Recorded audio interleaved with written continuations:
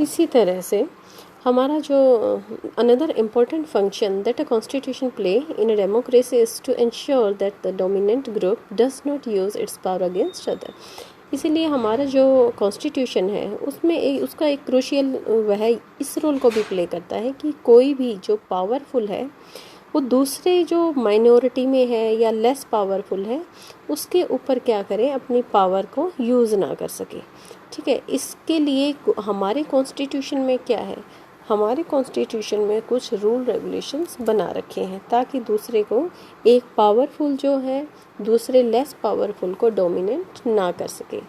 Such unhealthy situation can occur in a democratic society to.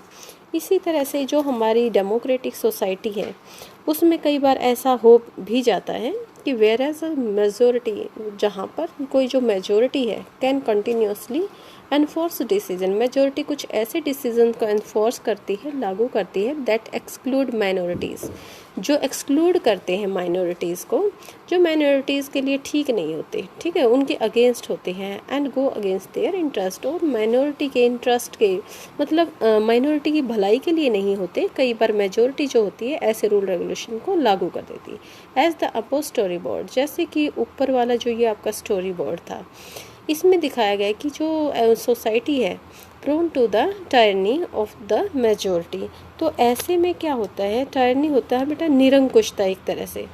अगर ऐसा होने लग गया तो मेजोरिटी की टायरनी का जो एक तरह से खतरा है वो बना रहता है कि भाई ये तो गलत है कि भाई कोई मेजोरिटी माइनॉरिटी को अपने नीचे दबा ले, ये बिल्कुल ही गलत है। ठीक है, तो ऐसा ना हो इसके लिए भी हमारे कॉन्स्टिट्यूशन में क्या है, रूल रेगुलेशन है। तो यहाँ पर एक और मेन बात जो आती है इसके अंदर क्या है, इंटर कम्युनिटी और intra community domination. Inter community domination यानी कि this can refer to one community dominating other. इसके अंदर बताया गया बच्चों कि जो इंटर कम्युनिटी है, इंटर कम्युनिटी ये रेफ़र करती है कि भाई एक एक कम्युनिटी है, वन कम्युनिटी डोमिनेटिंग अनदर, दूसरी कम्युनिटी को दबा लेना। यानी कि देखो, अगर हम इंटर कम्युनिटी डोमिनेशन की बात करते हैं तो यहाँ पर बॉयज़ और गर्ल्स हो गए, कम्युनिटी कितनी बन गई, 2 कम्युनिटी हो गई, एक इधर वाली एक इधर वाली। तो फाइनली इनके फेवर में जो डिसीजन आया था तो इनको क्या कर लिया, दबा लिया। ठीक है, अब इनको दबा लिया तो ये क्या हो गई हमारी ये क्या हो गई हमारी, यहाँ देखो इंटर कम्युनिटी डोमिनेशन। और इंट्रा कम्युनिटी डोमिनेशन क्या हो गया, इंट्रा में ये हो गया कि भाई जो डोमिनेटिंग इसमें वन कम्युनिटी, एक ही कम्युनिटी जो है dominating other with in the same community. यानी कि अब यहाँ अगर हम बात करें बॉयज़ की, इंटर कम्युनिटी में तो ये बॉयज़ इस दूसरे कम्युनिटी को क्या करें, डोमिनेट करें। या फिर ये मान लो कि एक पावरफुल है, ठीक है, पावरफुल जो है वो क्या कर रहे हैं, डोमिनेट कर रहे हैं लेस पावर को। ठीक है, लेस पावर को, यानी कि ये बेचारे जो कमज़ोर हैं इनको डोमिनेट कर लिया है पावरफुल ने। और अगर हम बात करें इंट्रा का मतलब है कि बस ये बॉयज़ ही हों। ठीक है, इन बॉयज़ के अंदर क्या है, कुछ बॉयज़ ऐसे हों कि वो ये कहें कि भाई कभी कभी हमें गर्ल्स को भी चांस देना चाहिए, कि इसी एक ही कम्युनिटी के अंदर कुछ लोग किसके फेवर में बोले, दूसरी कम्युनिटी के फेवर में बोले। ठीक है, तो हमारा जो कॉन्स्टिट्यूशन है हमें इस तरह की सिचुएशन से भी बचाता है कि भाई किसी भी तरह का किसी भी कम्युनिटी के ऊपर डोमिनेशन ना हो। ठीक है, नेक्स्ट देखो, एक और स्टोरी आपकी यहाँ पर दी हुई है। यहाँ पर क्या है, द थर्ड सिग्निफिकेंट रीज़न, एक और रीज़न है किस चीज़ के लिए बेटे, कॉन्स्टिट्यूशन के लिए। कॉन्स्टिट्यूशन क्यों ज़रूरी है, ये उसी के लिए बात हो रही है कि एक और रीज़न है कि कॉन्स्टिट्यूशन होना बहुत ज़रूरी है। वाई वी नीड अ, कि भाई हमें ज़रूरत क्यों है कॉन्स्टिट्यूशन की। एक और सिग्निफिकेंट रीज़न है, इट इज़, हाँ, constitution is to save us, हमें बचाता है, किससे, हमसे ही, खुद से बचाता है। दिस में साउंड स्ट्रेंज, ये सुनने में थोड़ा सा स्ट्रेंज लगेगा, अजीब लगेगा, but what is meant by this is we might at time feel strongly about an issues that might go against our larger interest, and the constitution help us guard against this. Look at the storyboard below and understand the better. इसीलिए हमें ये story के through क्या किया गया है, दिखाया गया है कि स्टोरी के अंदर आपको किस तरह से पता चलेगा कि हमारा जो कॉन्स्टिट्यूशन है हमें खुद से ही आवर सेल्फ हमें खुद से ही क्या करता है, सेव करता है, बचाता है। तो यहाँ पर देखो एक लड़की की फ़ोटो दिखाई दे रही है, नाम क्या है इसका, Shabnam. Is in a fix, इसको ये बड़ी एक उलझन में है, एक दुविधा में है। She has a decision to make, अब उसको कुछ डिसीज़न लेना है।